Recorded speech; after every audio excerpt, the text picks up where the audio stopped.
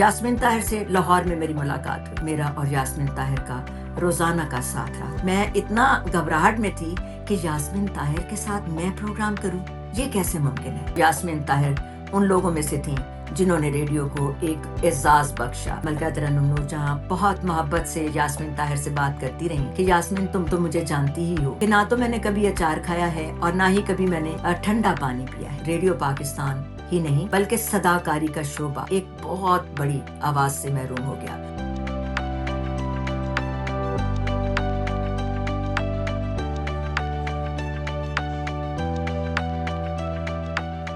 بیجانڈ with بہجت کے ساتھ بہجت حاضر خدمت. آج میرا پروگرام تھوڑا مختلف ہے. مختلف کیوں؟ یاسمین طاہر چلی گئی.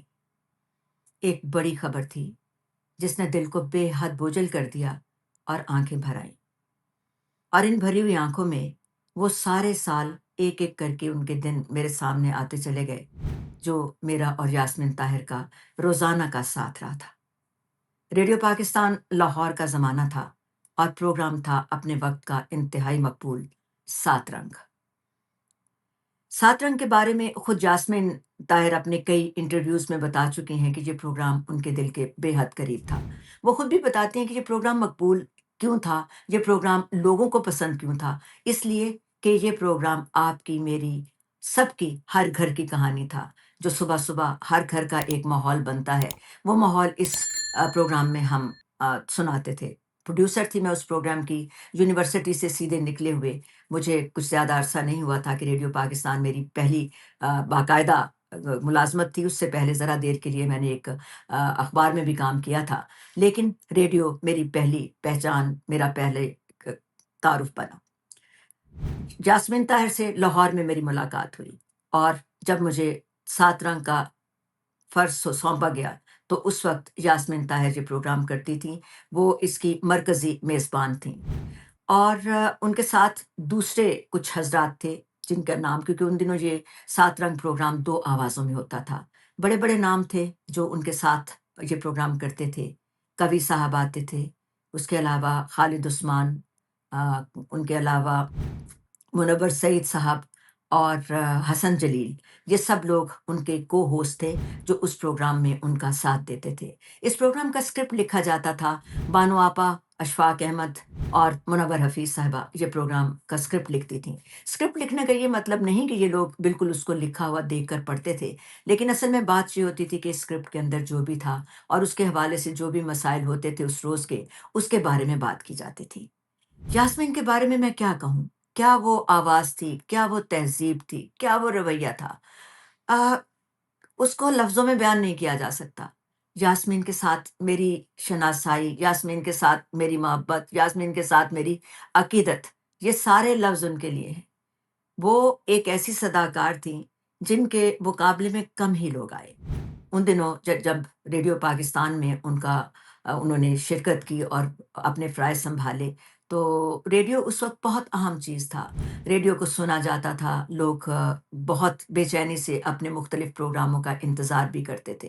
اور یاسمین طاہر ان لوگوں میں سے تھیں جنہوں نے ریڈیو کو ایک اعزاز بخشا، ریڈیو کو ایک وقار دیا جس میں معلوم ہوتا تھا کہ لفظوں کا چناؤ کس شائستگی اور کس تہذیب کے ساتھ کیا جاتا ہے، جس کی آج کل ہمیں کمی نظر آتی ہے. کہاں سے بات شروع کروں، کہاں تک چلوں؟ میرے پاس تو بہت ساری یادیں ہیں. ہم صبح دفتر کی گاڑی سے تقریباً 5:30 پونے 6 کے قریب گاڑی سب سے پہلے مجھے ہی اٹھاتی تھی.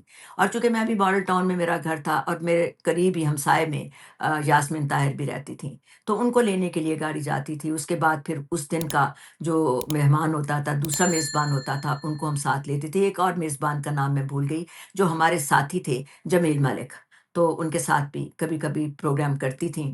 اور کیونکہ دو آوازوں میں ہی یہ پروگرام ہوتا تھا.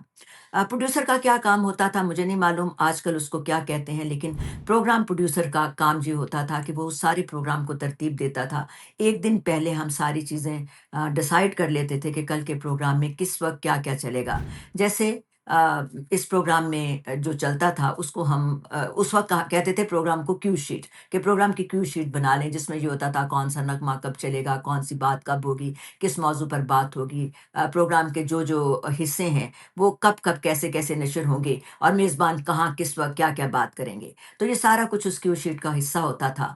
اور پھر جو اسکرپٹ اس میں آتے تھے اس کے لیے ایک ویٹنگ سلپ لگتی تھی، جس کے اوپر پروگرام مینیجر کے بھی دستخط ہونا ضروری ہوتے تھے، جس میں پروڈیوسرز پڑھ کے اس اسکرپٹ کو یہ سرٹیفائی کرتا تھا کہ یہ پروگرام ریڈیو پاکستان کی پالیسی کے مطابق ہے۔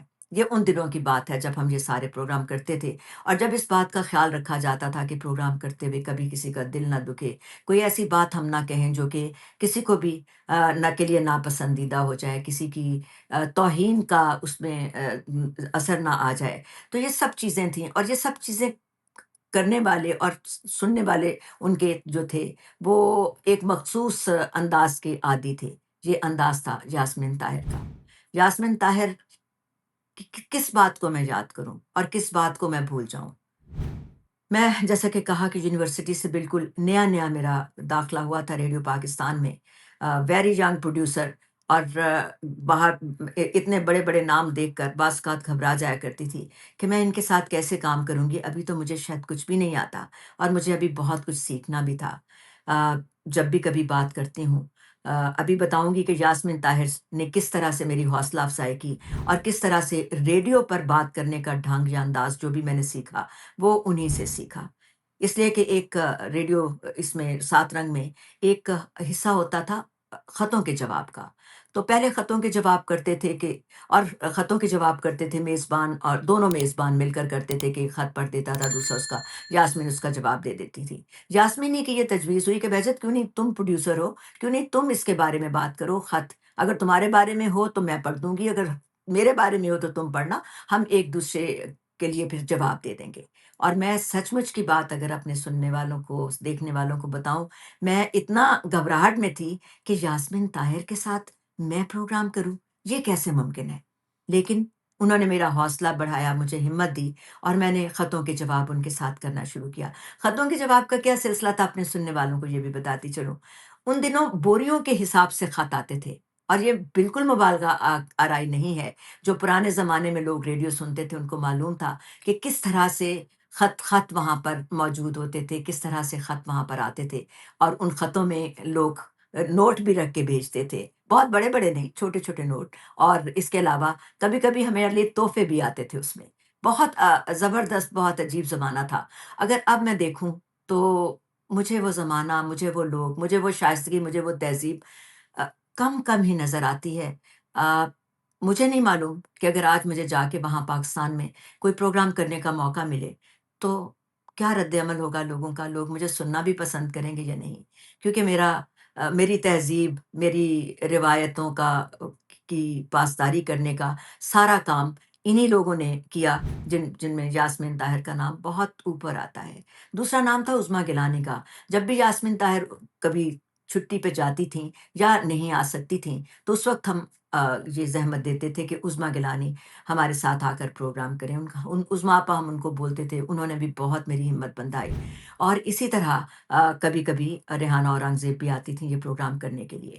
اس پروگرام کے ساتھ بڑے بڑے نام جڑے ہوئے ہیں۔ پروگرام کیا تھا یہ بھی آپ کو بتاتی چلوں۔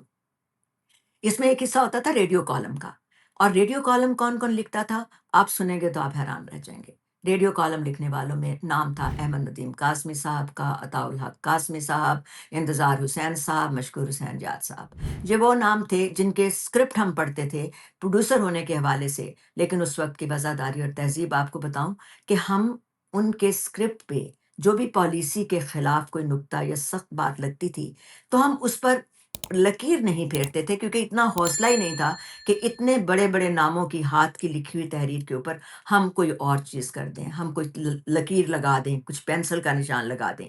پھر یہ ہوتا تھا کہ جب ہم بیٹنگ سلپ لگاتے تھے، جیسا کہ میں نے کہا کہ ہمیں اسکرپٹس کی باقاعدہ منظوری لینا ہوتی تھی پروگرام مینیجر سے، تو پھر ہم ان کو بتاتے تھے کہ سر یہ ہم نے ریکارڈ تو کر لیا ہے، لیکن ہمارے خیال میں یہ تھوڑی سی کچھ سخت بات ہے، کچھ شاید پالیسی اس کی اجازت نہیں دیتی۔ تو اس وقت ان سے ہمیں یہ اجازت تھی کہ ہم جو حصہ بھی اس طرح کا ہو ہم اس کو काट सकते हैं, एडिट कर सकते हैं। ये भी एक लंबी कहानी है, किसी वक़्त बात करेंगे कि ब्रॉडकास्टिंग की सूरत क्या थी, एडिटिंग कैसे होती थी, डबिंग कैसे होती थी। एक लफ्ज़ था डबिंग, क्योंकि हमारे पास टेप्स नहीं होते थे, तो हम काटते नहीं थे टेप को कि टेप ज़ाया ना हो जाए। तो उस वक़्त डबिंग करना होती थी, वो बड़ा कमाल का काम था कि एक टेप से दूसरी टेप पे आपने उतारना है और जो-जो चीज़ नहीं है, उसको आपने उसमें से निकालते चले जाना है। तो बात हो रही थी 7 रंग की, बात हो रही है यास्मीन ताहिर की यादों की।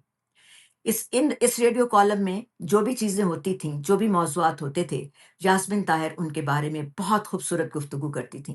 बताया ना कि ये प्रोग्राम वही प्रोग्राम था जो मेरी, आपकी, हम सब के मसाइल के बात करता था।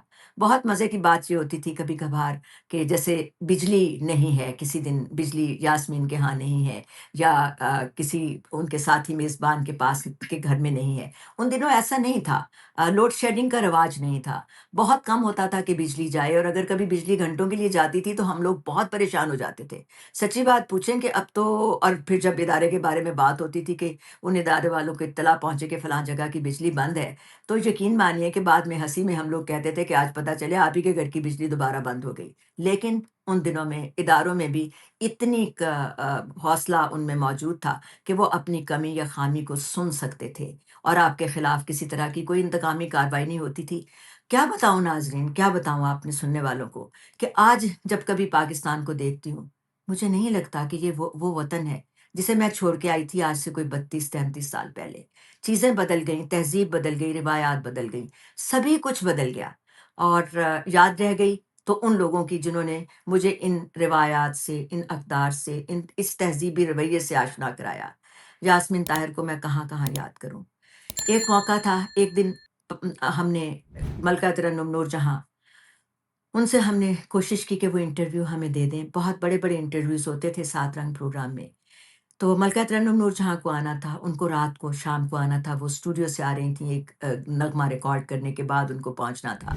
हमीद आज़मी साहब हमारे स्टेशन डायरेक्टर थे, अकरम बट साहब हमारे प्रोग्राम मैनेजर थे। मुझे याद है कि ये सारे के सारा जो स्टाफ़ था हमारे समेत, हम लोग बाहर सीढ़ियों पे खड़े, अगर किसी को लाहौर रेडियो जाने का इत्तेफ़ाक हुआ हो, तो पता होगा कि चंद एक सीढ़ियाँ चढ़कर तो फिर ऊपर इमारत के अंदर आप दाख़िल होते हैं।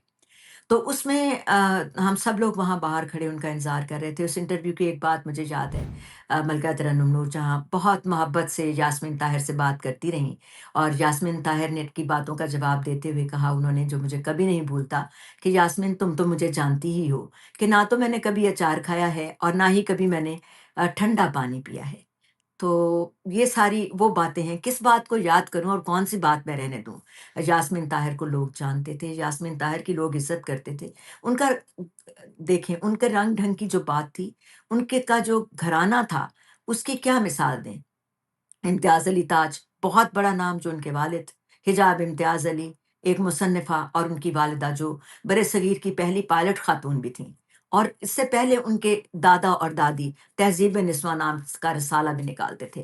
तो एक तहज़ीब का अमल था, तहज़ीब का दौर था जो उनके यहाँ चलता था, और उससे अलग कैसे होती यास्मीन? हो नहीं सकती थीं।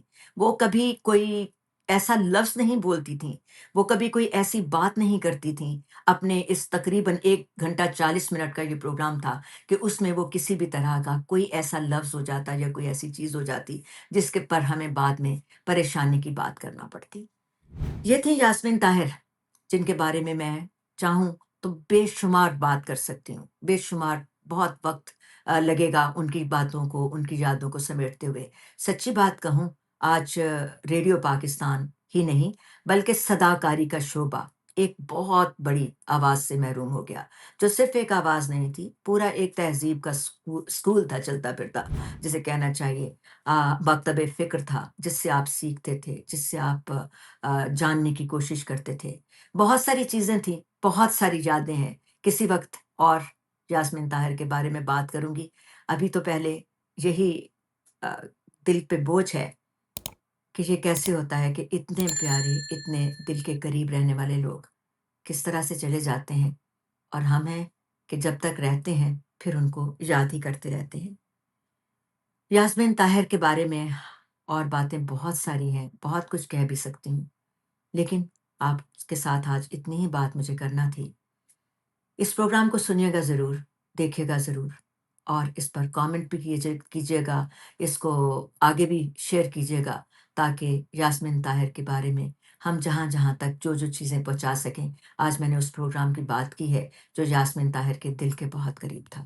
صداکاری کے شعبے میں یاسمین طاہر کی آواز اپنے اپنے طور کی بس ایک ہی آواز تھی۔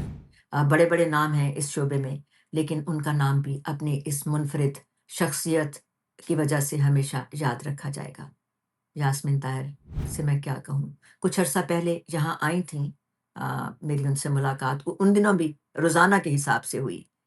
کچھ تشویش ہوئی مجھے ان کی صحت کے بارے میں، نئی بھائی سے پوچھا تو معلوم ہوا کچھ مسئلہ ان کا چل رہا تھا ان دنوں بھی۔